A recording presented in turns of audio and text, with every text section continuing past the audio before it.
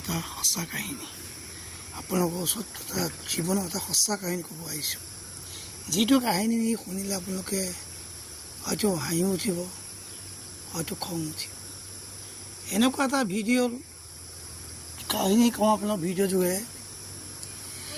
এদিন এখন আমি আছিলোঁ কৰ্মসূত্ৰে বাহিৰত হায়দৰাবাদত গৈ, আৰু দৰমহা পোৱা ঠিক 15-20 দিনৰ পিছত আমাৰ সকলোৱে মাংস খাবলৈ মন গৈছিল।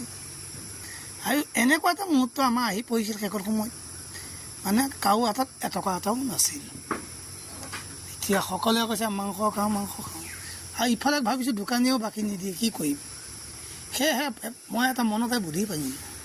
বুদ্ধিটো এনেকুৱা হ'ল, আমাৰ ৰাস্তাটো যিহেতু ৰুমটোৰ লগতে ৰাস্তা, আৰু তেহেঁতক মই ক'লোঁ যে তহঁতে এটা কাম কৰ, মাটি চাকি এটা প্লেট এখন আৰু অলপমান খুচুৰা পইচা মোক আনি দে, তহঁতক ৰাতিলৈ মই ধুনীয়াকৈ এসাঁজ মাংস ভাত খুৱাই দিম।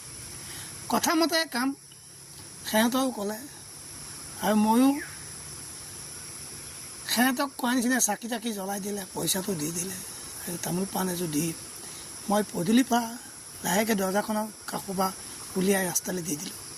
আৰু তেনেকুৱাতে ইজন আহিছে, এই উপায়বিলাক কি কৰিছোঁ বোলো, কি কৰিছোঁ, আমাৰ এটা নিয়ম আছে, পেট পূজা পাতিব লাগে।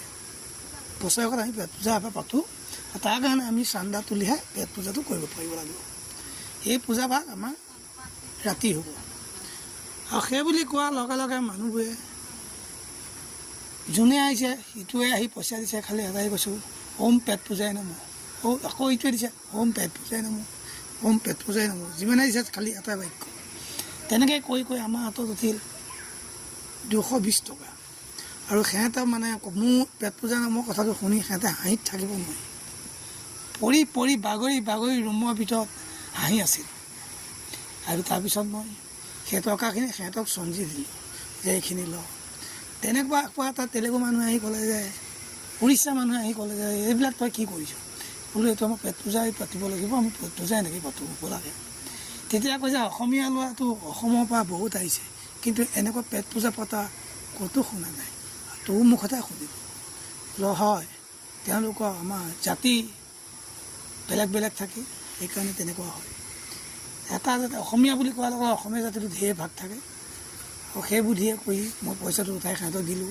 আৰু মাংস আনিলেগৈ, মাংস আনি ৰাতি আনন্দ মনে সকলোকে দিলোঁ, আৰু সকলোৱে খালে।